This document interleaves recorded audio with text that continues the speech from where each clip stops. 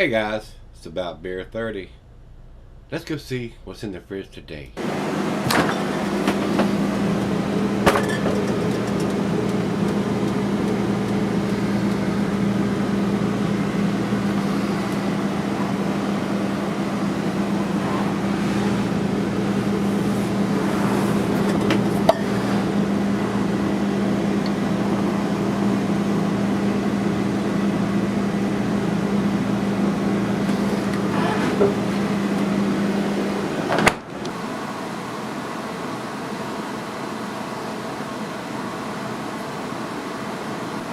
Hey everybody, welcome to Gregsbeerreviews today. Thanks so much for stopping by. I really do appreciate it. Today's beer comes from Hoof Brewing. And if you say that fast, it sounds like Hoof-hearted. This is their Quit Your Fussin on Me. Some of these names of these beers is pretty amusing. And that's what it says here on the back of the can. I mean, it's got a cartoon figure and it's like a bulldog with a fun police badge on his hat, and another dog with a skateboard and tennis shoes. So pretty amusing labels that they do on their beers. And according to what's on the back of the can here, it says it's a sour double IPA with raspberry, blackberry, boysenberry, vanilla, and milk sugar added, which is lactose. 9% alcohol by volume. And these guys are out of Ohio.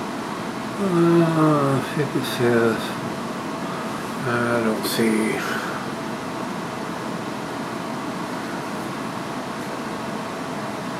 I don't see where in Ohio. Right. Brewed and canned by Hoof Brewing, North Haven, Connecticut. The Beer Advocate says it's Ohio. Whatever. Yeah, distributed by 12%, and that's basically it. The bottom of it said it was put in the can on 04/19/21, April the 19th. So very colorful labels these guys do. Plain Jane silver can with stick-on label, which a lot of the breweries are going to, instead of printing up those fancy artwork cans, which cost money. It's going to get thrown away or recycled. If you're saving cans, you're going to run out of room before too long, probably. I used to save labels long time ago. Stick them on different things. It didn't last long. About 6 months and I was done doing that stupid stuff, and then I started collecting bottle caps. Now the bottles are being phased out, so I basically stopped doing that. I still have a bunch of them on the fridge downstairs, but don't get too many bottles anymore.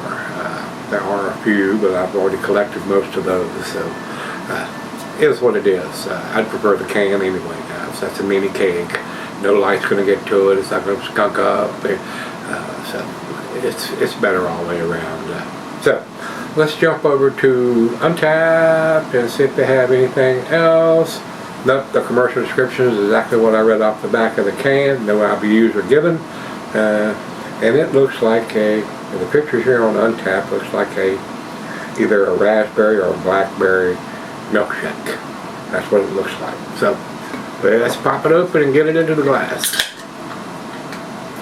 A lot of berries, blackberries, raspberries, boysenberries, and look, it looks like wine coming out.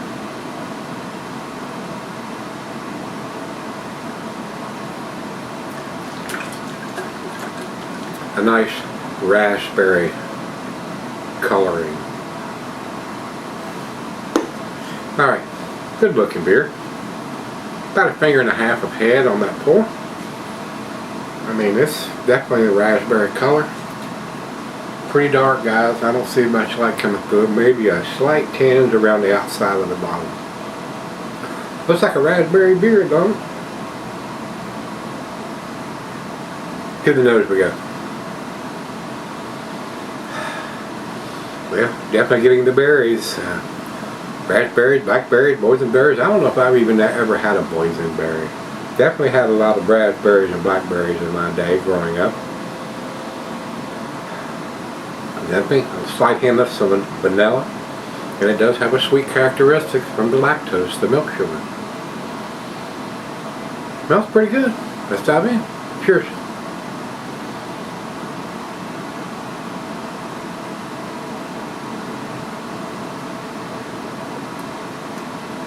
Not too sour. A little tart,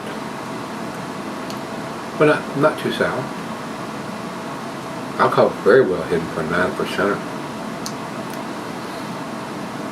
That's almost like drinking a raspberry or a blackberry combination fruit punch.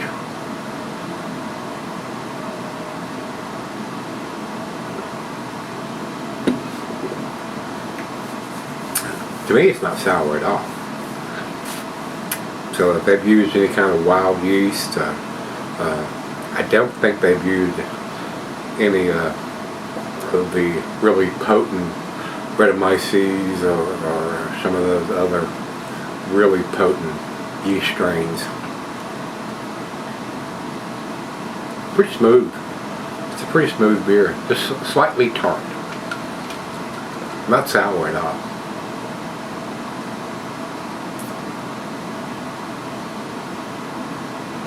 Nice change up. I mean, probably wouldn't want to drink this every day, but it's a nice change up for a double IPA. A little bit of fruitiness in there. I'm not a fruit beer kind of guy, but it's a nice change. I mean, it's something a little different.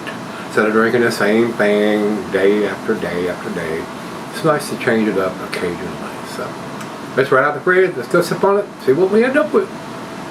All right, guys, I'm back. Been sipping on it quite a while now. It's definitely up to room temperature. Tasty beer, no doubt. Alcohol's well hidden. Dates on it. Not sour. I mean, they're calling it a sour, but more tart than sour to me. Tasty. I mean, nice change up from your typical double IPA, especially with the berries they've used, the raspberry, the blackberry, the boysenberry. And not a lot of vanilla to me. The berries are overpowering the vanilla. Very subtle if it's there. And definitely sweet from the lactose. So enjoyable beer, and it did have some sediment in the bottom of the glass. Just do the swirly swirl one more time. Final chug.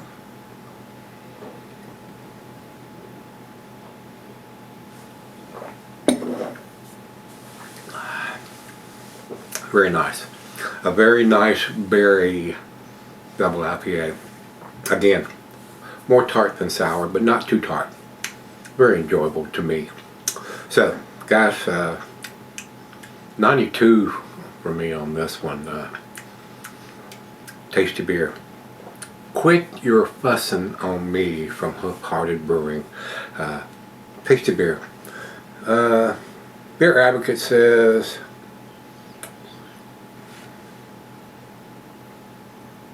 $89. So I'm giving it a little bit better grade than they are. And Untapped has it at 4.13, which is in their A- scale also. So I'm more in agreement with Untapped on this one than Beer Advocate. So if you've had Quit Your Fussing on Me from Hoof, let me know what you think. Till we meet again, let's go see what's in the fridge.